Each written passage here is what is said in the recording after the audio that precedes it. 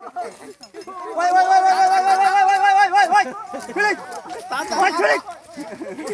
唔包唔包，我唔包好啦。有，包唔包？喂喂，出嚟！我唔敢包哦。哦，今年幾多啦？呢個真教啊嚇！今年幾多啦？我都年長啊，我都年長，我比較久都真教啊。哎呦，是包久哦。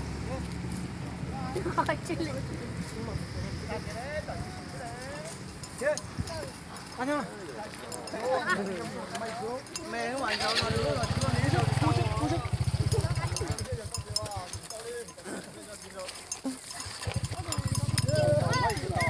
Đó tụi nó vô tin té để trong sau nào.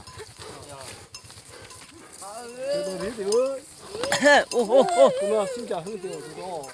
Các anh ấy幫tụi nghe lý gì nữa đấy chín giờ kia cho tụi to mà nó chỉ bốn giờ à đi tụi nó chỉ bốn giờ à tụi nó đi tụi nó chờ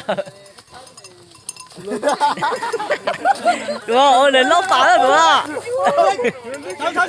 đúng không ôn này lót tả đấy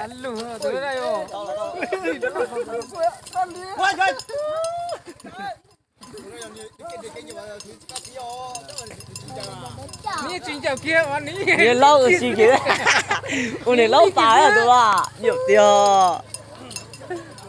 ôn này lót tả cái đấy 你啊，他姑娘是什么啊？你可是好对，在可多里呢啦，你抽个崩，你拍手嘛，中奖个。他站台没有？是用来打的哦。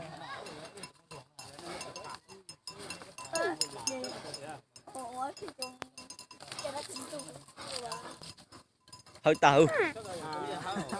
giao một châu mà giao tiền đấy rồi.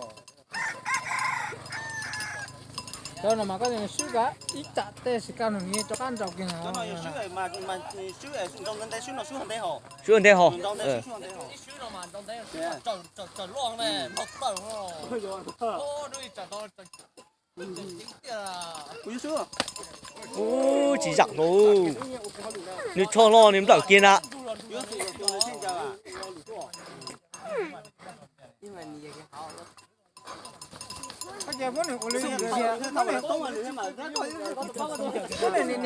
Không bao mà nên nó chỉ bán giờ kìa.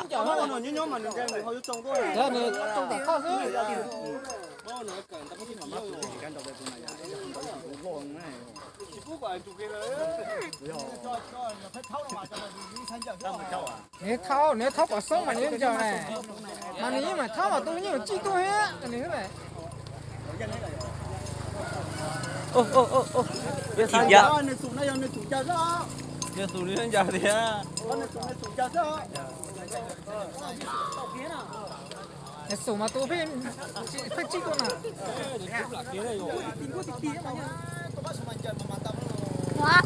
Cô đây.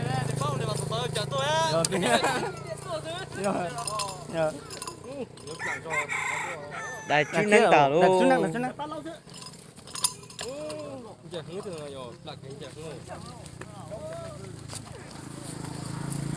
Đây chú nâng tá xíu.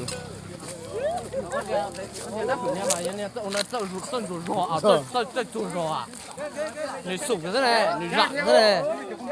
Cái này là chơi hả? Chơi là gì à? Dạ là sẽ chỉ bao nhiêu?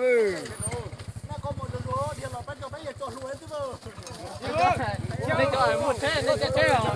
Kiểu này bắt chảo nó rồi. Chơi cái gì mà? Bắt một chảo rồi. Ôi giờ này chảo đấy, đang phải mà. Nuôi chảo đó chảo mới chảy đấy. Cái nào là tôi tao mua rồi. Ai là sao ấy hả? Ai sao? Cái lần chầu bắt từ tôi á. Cái thì chạy lắm rồi. Ơ đài ấy này.喂，出嚟先，Đài hả? Ô anh mà chầu phấn tuổi luôn. Thế mua xong một cậu phấn tuổi là ấy. Chuli.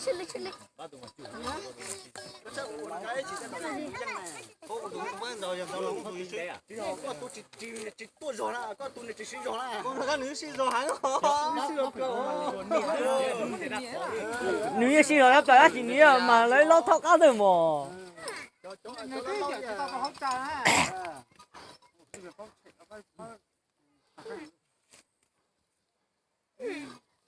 rồi mà thắp không còn tốn là mình đâu cái này không chỉ tao